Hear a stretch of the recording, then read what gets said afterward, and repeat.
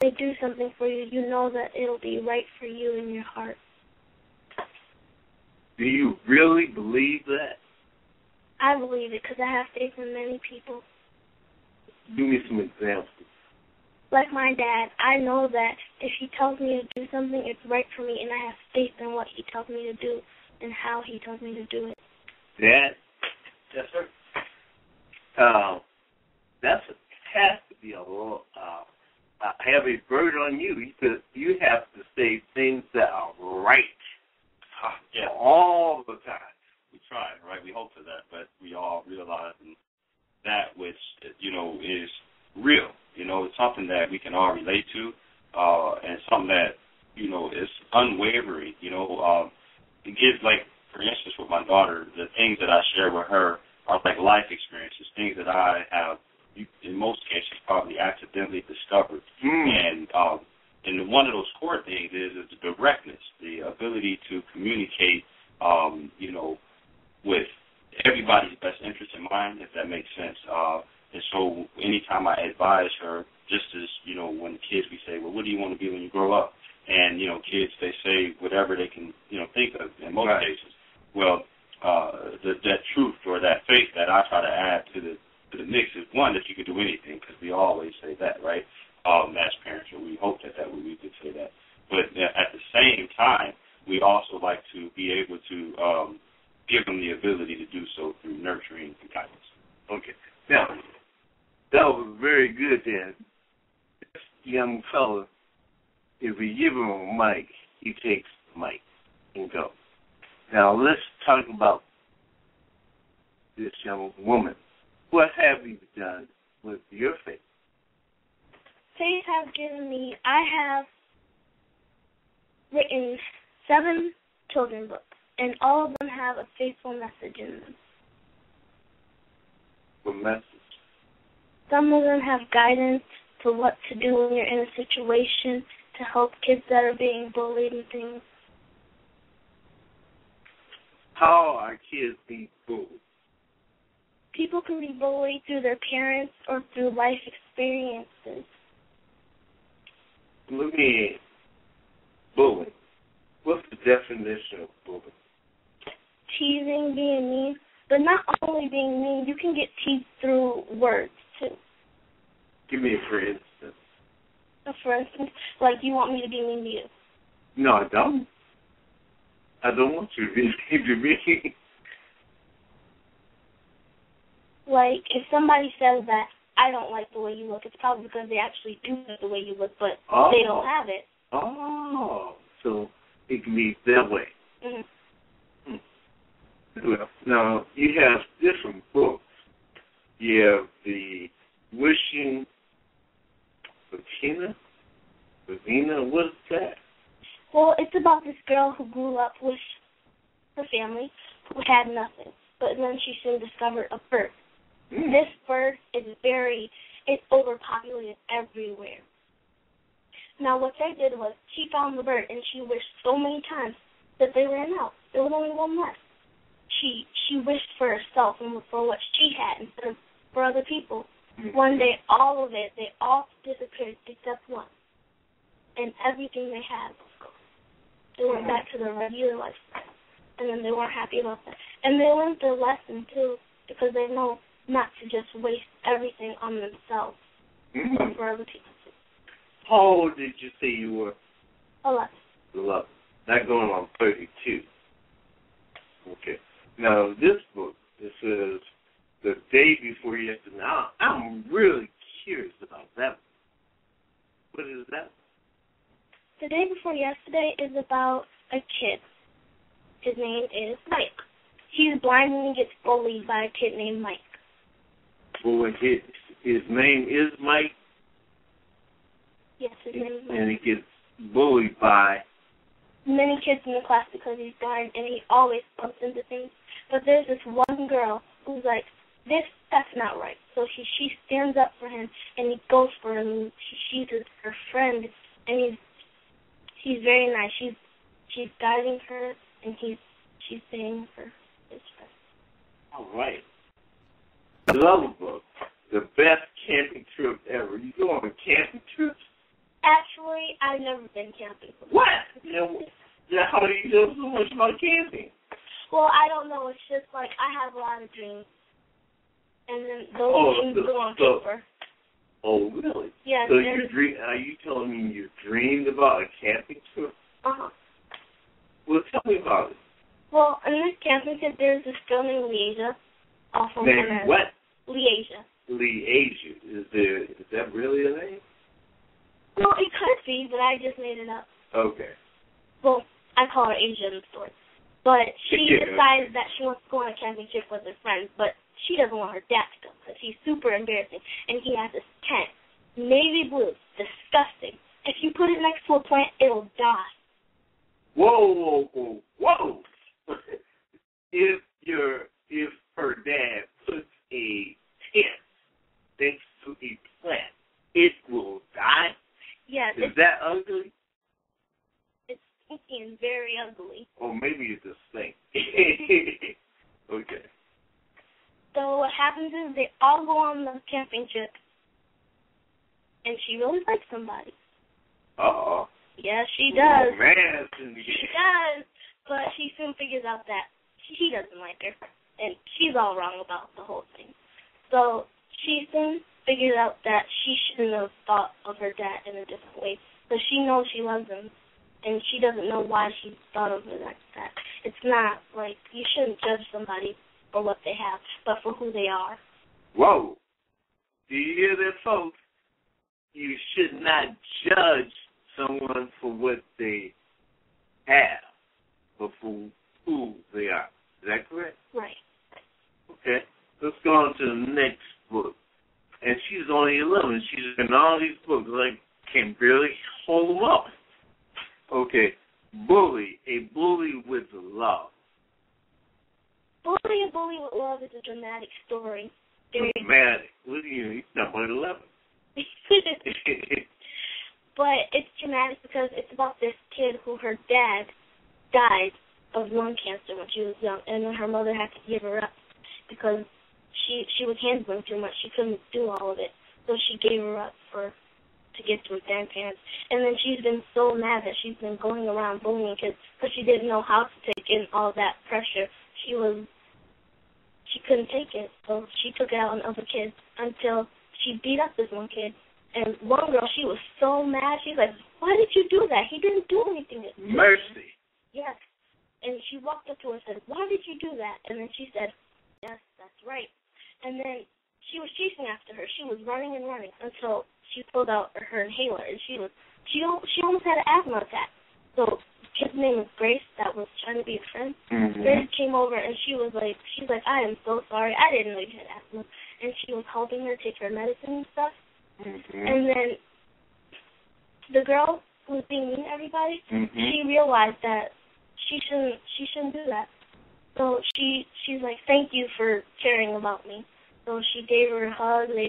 She invited her over her house, and they had a good time, and she soon became a better person. Amen. This girl got some skills. Now, explain to me about this book. Wait a minute. Cynthia plays basketball. This girl plays basketball. Talk to me, girl.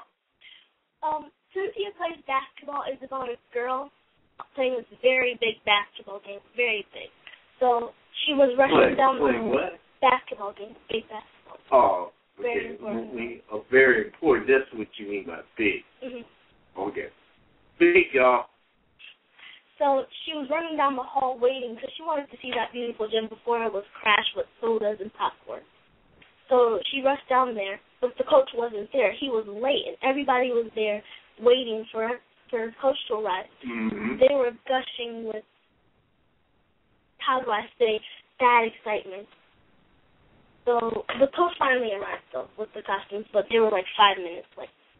So they got into the costumes, but they seen the other team. The other team was 6'4" in 4th grade. In the 4th grade? In the 4th grade. I kind of exaggerated on that, though. Yeah, I would say so. We're talking Band-Aids on the nose, punching and pushing. But Cynthia, she was discouraged by the way they looked. But when she got on the court, she forgot about all of the audience. She forgot about them, and she made a buzzer beater.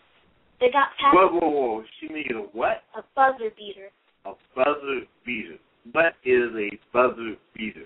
When people start counting down like 5, 4. Oh, okay. And then you shoot the ball. Did you all know what she meant when she said buzzer beater? Okay. And the team won the game. What was the score? You're the opposite. What was the score? I can't remember at the moment, but it was a good score. It was really good. Good answer. Okay. Now, this book, I don't understand. It says Hexagon Land. What is that about? Hexagon Land is a book of diversity and inclusion. It's also... Whoa, those were very big words for a little 11-year-old. She's actually 10 feet tall. I'm just exaggerating. Okay. Those are very big words. What does diversity mean? Like trying to treat each other the same way. Okay. Who do you see being diverse to? My mom is actually talking a lot about these things, so I'm learning more and more every time I listen to her conversation. Oh, so you want to listen to your mom? Yeah. Okay. Now, what does inclusion mean? Inclusion keeps everybody.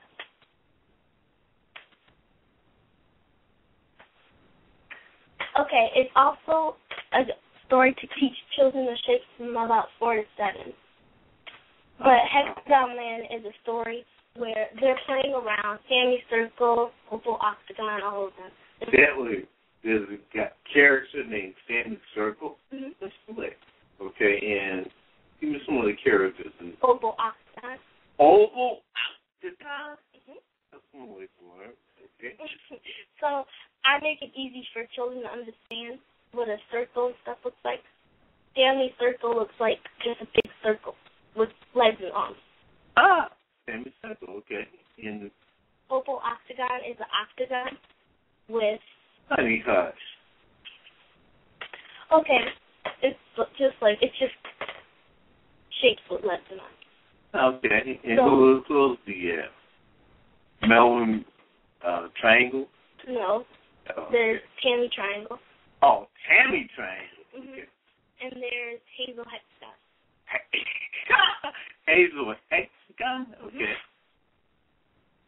Okay, so this is what happens. They're all playing hopscotch one day, and then a big storm hits, and it starts to get really foggy. They start looking for their parents, but they couldn't see them. So why? Because it was so foggy. Oh, okay. The fog was so thick. So they were walking and walking, just looking, calling out their names. So until a big wave hit, and then they were washed up towards different lands. Meanwhile, Whoa. First of all, where were they? They were in Shape Village. In Shape Village? Ooh, in Shape Village, and they got washed to... Hexagon. Go ahead, girl. Okay. So, meanwhile, the parents were shouting their names and calling them, but they couldn't find them. So, when they were at the new land, it was called Hexagon Land. And then, it was called what? Hexagon Land. Okay. So, they woke up around people of Hexagon, and they were just like, who are you? The Hexagon people were helping them, feeding them, being so nice to them, but they didn't even know who they were. They all thought they didn't exist. That's what their parents back home told them. Oh. So the parents back home told them fear. Because I don't think they liked each other. So what happened was... Oh, the parents didn't like each other? Mother and father? Hexagon Land and Shape Village. Oh, okay. They either didn't like each other or they just, didn't think they existed. You got a very good imagination. Goodness. So what happened was... I'm enjoying this story, by the way. Go ahead. Hazel Hexagon, when they were playing a game called Blue Cat, just like tag, except with cats and dogs. Okay. Yes, I have big imagination. You sure do. So then they mentioned Shape Village. And Hazel Hexagon said, my parents told me that didn't exist. And they were all telling each other that it does exist, and that's where they're from and stuff. And then they went to Papa Polygon. Papa Polygon. Who is Papa Polygon? The oldest person in the village. With a name like that, I would be old too. Okay. So Papa Polygon told them that it was that Roy's place. She's only 11 years old, so she's having word problems. Okay. At Roy's place. But he told them not to go there because it was very, very dangerous. But they decided Roy's place. Yes, Roy's. They decided to go there anyway because they were like, we need to get home. Our parents are probably worried sick. So they went to Roy's place. They went to this big, scary forest. But they also went through a big candy land where they stopped for lunch. Of course, whoa. Wait a minute. You have a big imagination, yes, but you have time for lunch. Mhm. Okay. They had Starboard and ice cream. They were jumping into it, frosting everywhere. So after that, the place I want to go. After that, they finally found their way home. And Hazel Hexagon had to hurry up and get home too, but she wasn't supposed to be there. So then they all were talking about each other, and they decided to bring the two villages together. And they met each other and talked about how they thought they didn't exist before. And then they all mixed and they made a new big family, and they decided they liked it better when they were all together. Whoa. I think I've gone through 1, 2, 3, 4, 5, 6, 7 books. It's called Around His Head. It's about... Whoa. I'm excited. This is a very imaginative, creative young lady. Around Head? Yes. Okay, tell me. Do tell. The Around His Head is about a baby that was born with no hair at all. He was bald. Okay. So see a lot of those. her parents were so like, no, we have to get hair on this child. This is not working. Because everybody was born with hair when that started. So they went to the oldest lady in the village, and the girl said she has to learn to love herself before she grows hair. But when she does grow hair, it'll be the biggest, floppiest, prettiest curl. So Maya soon grows up, and she goes to high school. What's her name? Omaya. Omaya, no hair. Okay. So Omaya soon goes to high school, and she meets the prince. Well, she doesn't. In high school? Yeah. It's a royal high school. Oh, her parents, of course, it's a royal high school. Okay. So she's so sad because she gets to continue. You got about 2 minutes. I'm enjoying this. So there was like yes. Prince Jacque. Yes, Jacque was watching her every day that she came, and he's like, she is the most beautifulest girl I ever met. So the next day she was there again, and the prince decided to come out and meet her. And then Omaya was like just looking down because she's like, how could you like me? I have no hair. And he's like, I've been listening to you feed the birds, sing, and everything about you is just so beautiful. But you're even more beautiful because I can't see you. Whoa. So she feels better about herself. And then her hair, a big afro appears. Biggest afro. So I assume this woman is... She finally found a compliment, and she's like, you're right. I am beautiful the way I am. Ah, very good. Well, I have enjoyed this whole half an hour of your imagination. And you have an imagination that won't wait. So let's listen to Luke Starr. You can find this young lady on the web. Yeah, she is on the web. And you can find her at writtenbykids.com. And please look this website up. You'll be very impressed.